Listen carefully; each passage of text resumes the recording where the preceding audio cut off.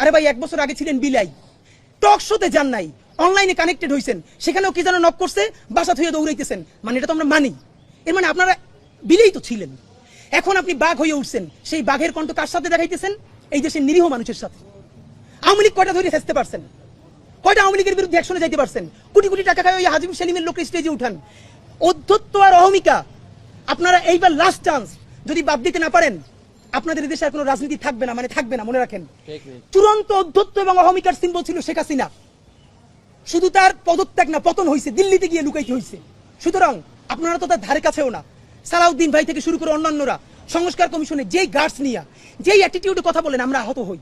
আমরা আপনাদেরকে শ্রদ্ধা করতে চাই। সালাউদ্দিন ভাই, আপনি গুম ছিলেন, বিএনপির কত মানুষের জীবন মেসাকার হয়ে গেছে। তাদেরকে ইন্টারভিউ করে দেখেন, প্রত্যেকটা মানুষ বিএনপির এই আচরণে, যারা বিএনপির জন্য জীবন দিছে, তারা আহত, তারা কাউকে বলতে পারে না।